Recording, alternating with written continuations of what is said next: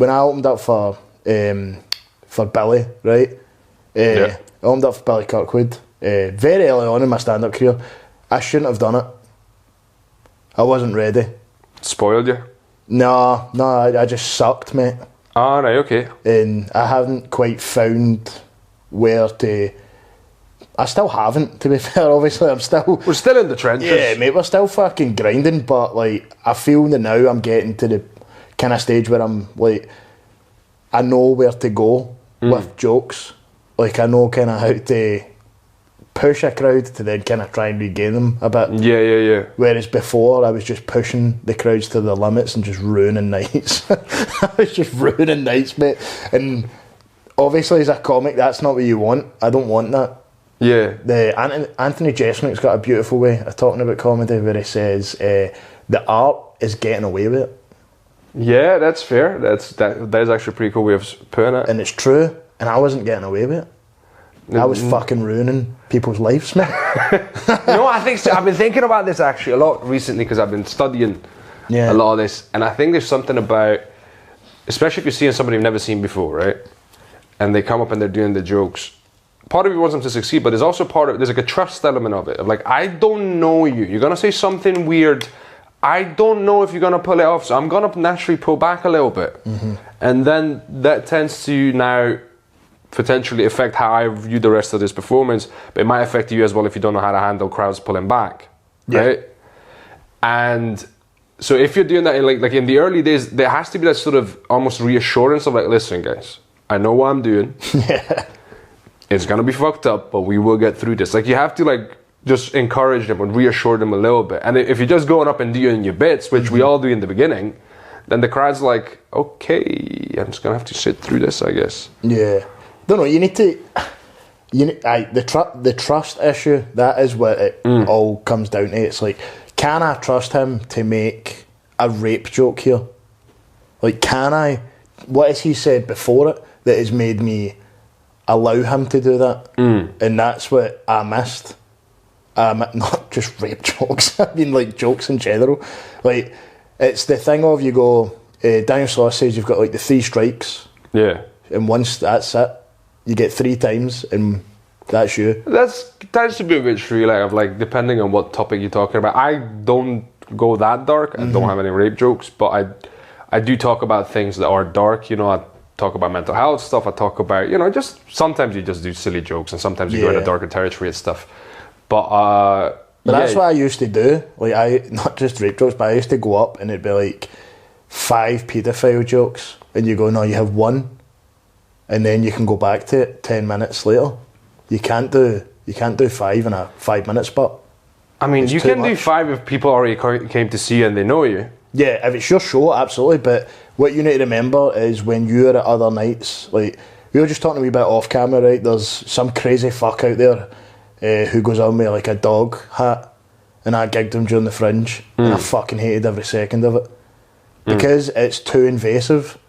Because he went up and he wore the dog hat, but he's gone into people's faces, like being so invasive, and there's a certain boundary between you and the audience. Yeah. And he overstepped it, and he's gone in and he's like, do you want a treat? Do you want a treat? And I'm like, it's not funny. I'm not gonna lie, I've seen the act at the Vibe Room and I find it fucking hilarious. But I see where you're coming from, that like you have to be aware of the night and where your act fits in a little bit. But if it's your show, that's what I'm saying, if it's your show, it's like the issue with Jerry Sadovich whipping his dick out. You go, but if people have paid and he's said on it, yeah, you know the script, I'm doing it, that's fine. But if he's turning up to the stand and doing that where people don't know that's happening, then that becomes the issue, because then you are literally invading and you're scarring people, mate. And that's something I wish I kind of knew. And shout out to, like, obviously you guys, like, you've helped me craft it. Shout out to like Pierce, Stu, Thomas, all these guys, man. Like, I've changed my comedy because they've made me Shout out to your therapist as well. Nah, that's not helped my stand-up. That's made it worse because I'm getting better as a human being. But it's just that it's also allowed me, because I do want to do those silly Lee Evans-esque bits, but I do want to be as dark as Frankie Boyle. But I like, now I've found this bit where I can go from talking about a horrific situation that has scarred me Yeah. to then cheese boards. Do you know what I mean? Like Yeah, something yeah. that's just so ridiculous. Yeah, like there's more than one facet to you, and I think if you're just Yeah. doing dark stuff, it can come across a bit like, is that all there is? But also it hurts you because you're making stand-up the thing you love the most harder for yourself, and you're hurting yourself because you're just not doing what you truly want to do on stage. Because I don't ever want MD to leave being emotionally scarred or hurt from anything I say. I want him to have an understanding of, yeah, this situation's kind of fucked up, but guess what? I've just made you laugh about it. I mean, I'm kind of like, I can't really, I can control what I put out there, but how it's perceived, I can't fully control it. And there will be people that will walk out. But you can manipulate them. Yeah, that's the key. To an extent. That's what they're talking about. Like Anthony Jeselnik, the art is getting away with it, and that's what it's about. Yeah, have to get to away an with it. extent. But I think there's also a limit to it as well. Of like, Yeah. some people will not give you the time of day. Like they heard one joke they don't like, they get up, they're leaving, and that's okay. If you're still making an big enough audience laugh that you're making a living off of it, then you're winning. Yeah, I guess. But I don't know. I just think as a stand-up comic as well, we hyper obsess. Like Obi, he talks about this, and he says he's like, all these comics in here, you could have a room of 200 people and 199 laugh at every joke, but one of them doesn't laugh at one word that you said, and you hyper focus on that one thing. Because it's as much as you like Jimmy Carr, Boyle on it, will say, "Oh, I don't like people." You go, "Oh, you don't like people? What about the audiences that you thrive upon that come to see your show?" Because we're obsessed with people. We're obsessed with making them laugh, so we feel validated. I've been trying to separate. Like I know where you're coming from, and I get it because I used to feel so fucking. I used to be a massive people pleaser, like because I grew up in that thought of like my life only has any value or meaning if I made somebody else, like if contributed positively to somebody else's life, which it sounds lovely on the surface, but it's not actually that helpful. But with stand up now, I'm like I respect the audience. I love them because they pay me. Do you know what I mean? Yeah. So That's the only reason I like you guys. to an extent, like I want to do my stuff. I'm not doing comedy just for me because I want you to enjoy yourself, so you're willing to come back again and again and again. But I'm doing it for me now. Like I'm doing it because I love doing comedy. Yeah.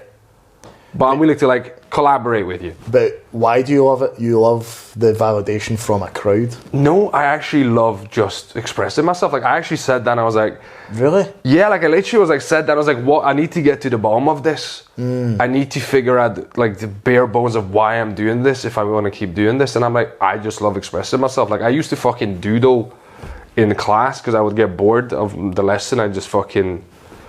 You were that weird child, weren't you? to an extent.